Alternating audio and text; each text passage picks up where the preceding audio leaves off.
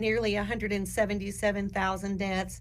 And in Alabama today, they're reporting on 110,769 cases of COVID-19 with 1,950 deaths.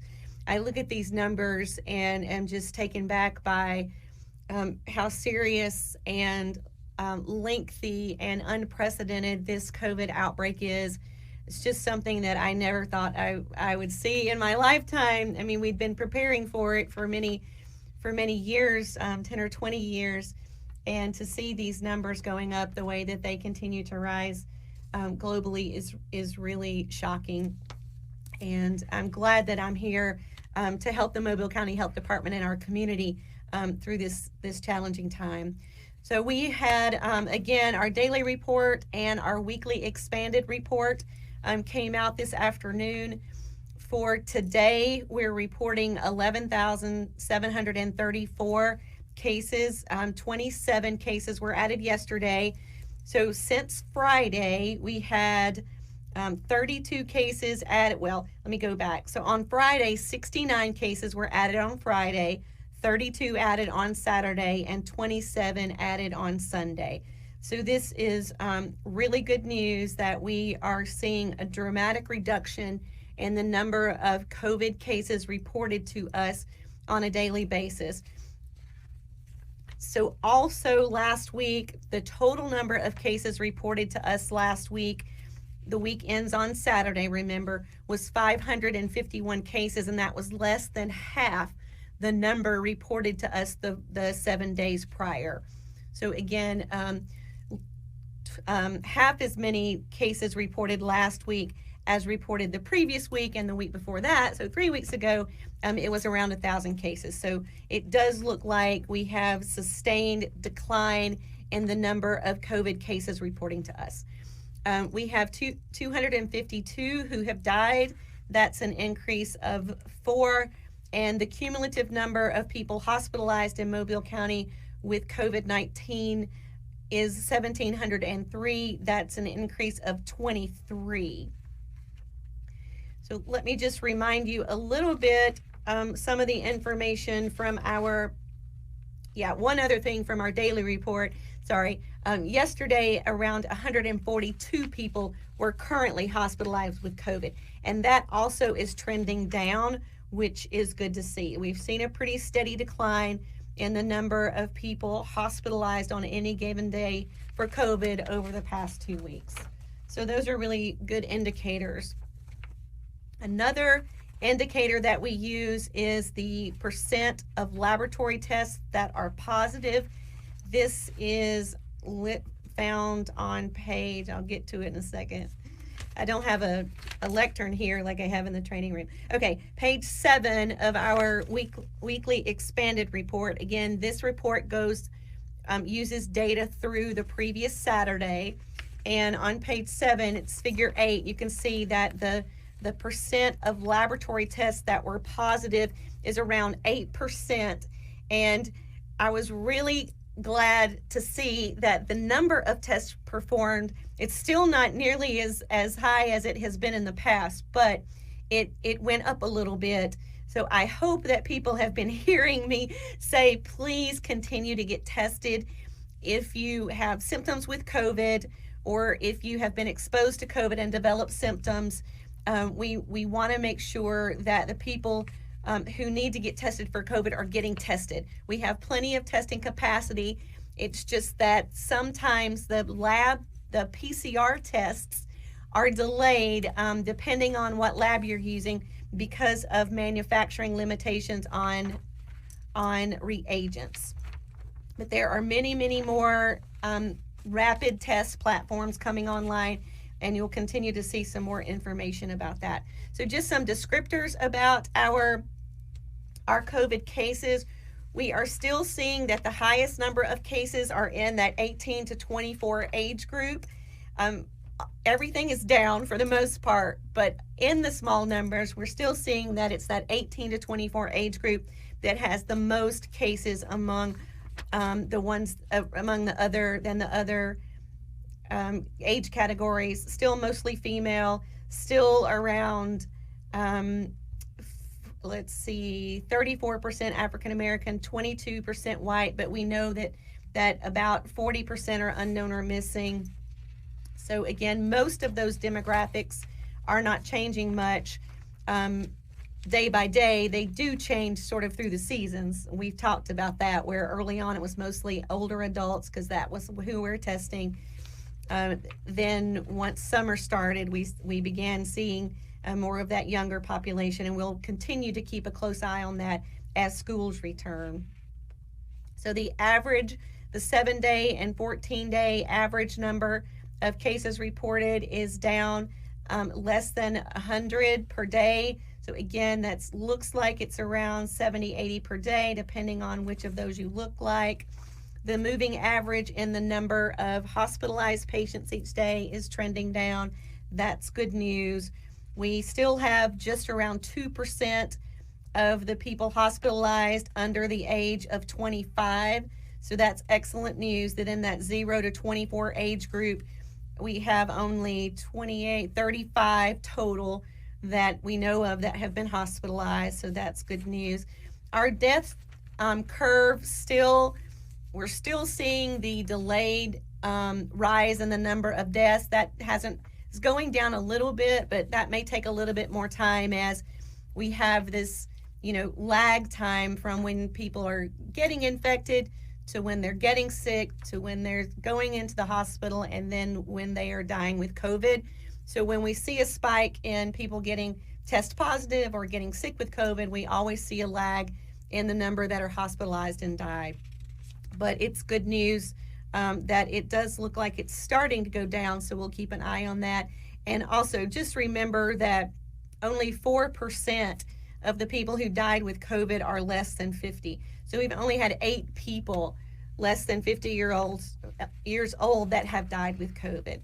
I don't talk about this much, or I haven't mentioned it much recently, but we continue to see outbreaks of COVID all over town, in schools, in daycares, in businesses, in congregate settings, in detention centers, in group homes. So that is happening, although we are starting to see improvement in our nursing home outbreaks. In July, the nursing homes were doing really well, had been doing much better in June and early July, and then things started heating up a little bit more in the nursing homes once people started moving about and not knowing that they had been infected when they went to work potentially. So our nursing homes are now starting to see some improvement. We have, I think, 26 of our 37 long-term care facilities that currently don't have active transmission ongoing. So we continue to monitor that situation extremely closely and talk with our partners in long-term care facilities on a daily or weekly basis. So just haven't talked about that in a while, so I just wanted to mention that. Excuse me. So today, we're going to tag team this Facebook Live. So Dr. Chavers is going to come in and address your questions.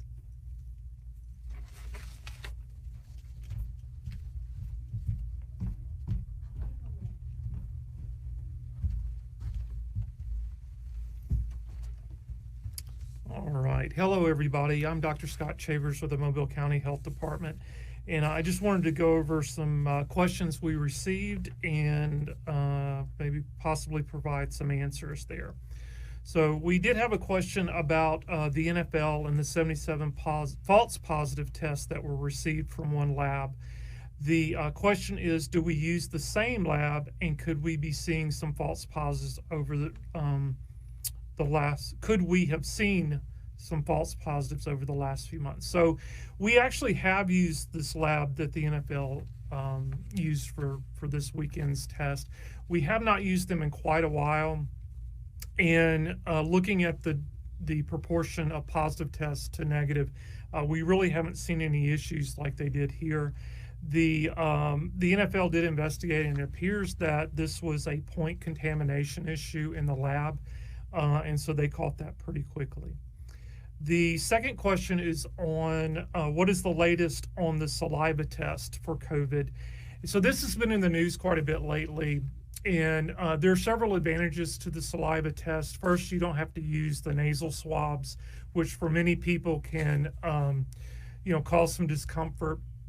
So you do get around that because you're giving a saliva sample in a tube. The tests that have come out recently that you may have heard about came from Yale School of Public Health. And basically, it is a quicker test than the standard PCR test because it removes a component of the testing. What's interesting there is that component is also the component that slowed down and delayed some of the reporting in terms of the results from standard PCR. So it is a faster test, but it's not a point of care test. We still don't know in terms of how well it behaves in the real world, what to expect. So as those tests roll out, we'll be watching those. And then the question goes on to say, when might we see these available to the public and maybe in a take-home fashion? So the tests are really not ready for take-home. These do require special laboratories that have a special certification it's called a CLIA certification. But basically that just means that they're equipped to do very complicated testing. With respect to it being available to the public, I know that the Yale test will be made available to the CLIA labs first and then to nonprofit labs after that. But they are pushing it, and hopefully we'll see that in the next month or so. So we had a question, what rate of positivity do we have? If only those with symptoms are being tested, would you say that the positivity rate is actually higher? So the rate of positivity that we're seeing right now is about 8%. It's come down over time. I can say that just in terms of basic surveillance, and you have to remember the type of testing we're doing is people are kind of presenting for tests. This is not widespread testing. So the actual rate is probably higher than what we're seeing. That difference and how much higher it is, we're unsure of. The next question I have is how many people currently have the active COVID-19 virus? So that's an interesting question because what we do is we report the cumulatives that are out there, and the question goes on and say that millions have already gotten better. So that's true. So the way that we would estimate that is we would take the prevalence. So will get a little technical, but we would take the current prevalence, look at the new infections, and then look at the duration of the disease. So the equation is prevalence equals incidence times duration. And right off the top of my head, I don't have the answer to that. So I will do that and see if I can't come up with some calculations for you. And then the final question, and this is one that we've talked a little bit about internally, is do we think that the continuation of COVID mitigation methods, so things like mask wearing and social distancing, might help lower cases of flu and other communicable diseases? So we are getting into the flu season. The other infectious disease that we are concerned about during this time of year is RSV. So those are definitely coming up, and those are seasonal. But the way that you can evaluate this is you can look at the experience in the Southern Hemisphere. So remember that their flu season is opposite of ours. So they're coming through their flu season, and they have also been affected by COVID-19. And what was interesting is if you look at the experience from the Southern Hemisphere, like Argentina, Chile, Australia, and South Africa, they have seen substantial reductions in influenza rates. Now, whether that is because of the mask wearing or issues with surveillance, we're just not sure.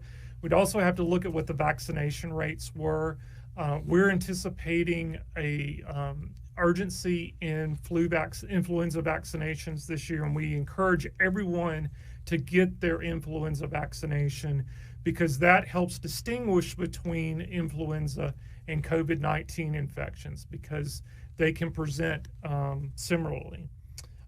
So the rest of the question is, should this become an acceptable standard in society, which would be mask and social distancing. And I think that really depends on the circumstances. So this is just my opinion. You know, if we are in a situation like we're in now with the COVID-19 pandemic, you know, one of the ways that we're addressing that is these non-pharmaceutical interventions like masking and social distancing. And as the curve comes down, you know, we'll eventually get to the place where we won't require or won't ask for the Mobile County Health Department, you know, is really in a position where we heavily advise these things, and then we are under a mask order from Governor Ivey. But we would hope that one day when the prevalence, the background prevalence decreases to a safer rate, then we can back off some of these mitigation programs. So thank you very much, and we would also like to remind you that the Labor Day weekend is coming up. So please, we don't want to repeat the July 4th infections. So please keep in mind these mitigation activities of mask and social distancing.